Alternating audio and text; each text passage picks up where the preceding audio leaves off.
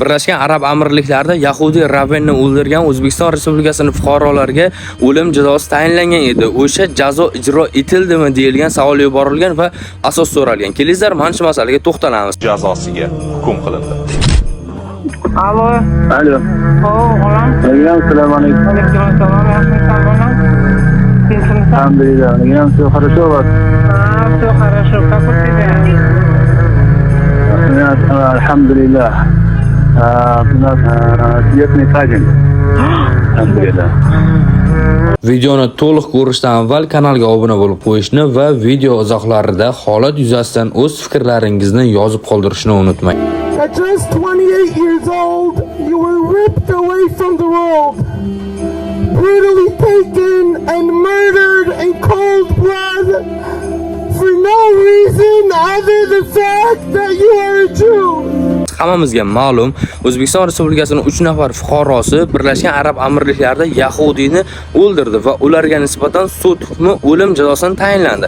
Mana shu jazoni ijrosi ta'minlandimi yo'qmi? Lekin bu haqida hozircha rasmiy ma'lumotlar mavjud emas. Xo'p, Arab Amirliklarining qonunchiligiga to'xtaladigan bo'lsak, ularda o'lim jazosi mavjud va odam o'ldirganlikda ayblanayotgan va shu kabi ishlar yuzasidan deylik sud agar qilmishni sodir qilgan, ya'ni o'sha aybdor shaxslarga o'lim jazosi tayinlangandan so'ng avtomatik tarzda ish apellyatsiyaga o'tadi. Nima uchun apellyatsiyaga o'tadi desiz, balki ish ko'rib chiqayotganda qanaqadir sud xatoliklarga yo'l qo'ygan bo'lishi mumkin deb.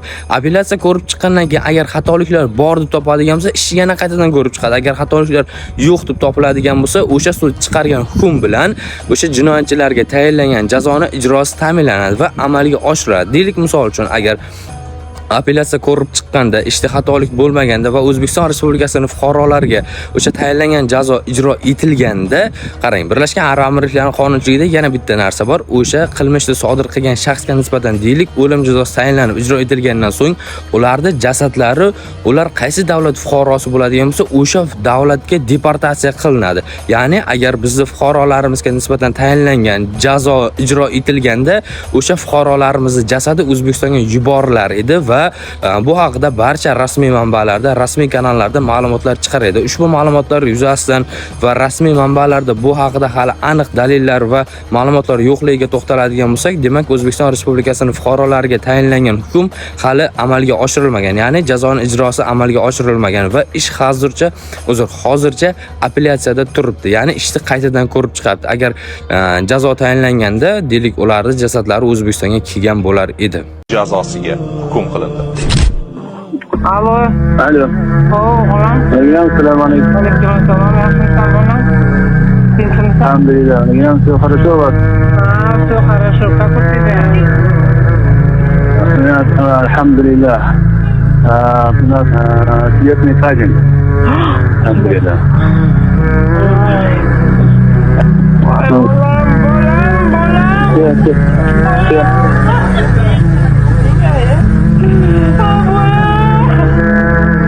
Sabır diyoruz, sabır. Diyoruz ki sabır. Sabır diyoruz, dua diyoruz. Tutuyor. Neden yaşlı? Ha.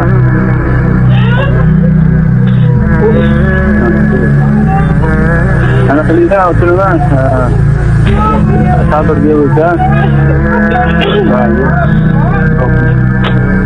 Hazine nedeniyle hemen razı olsun. Ay, doktor. Ama.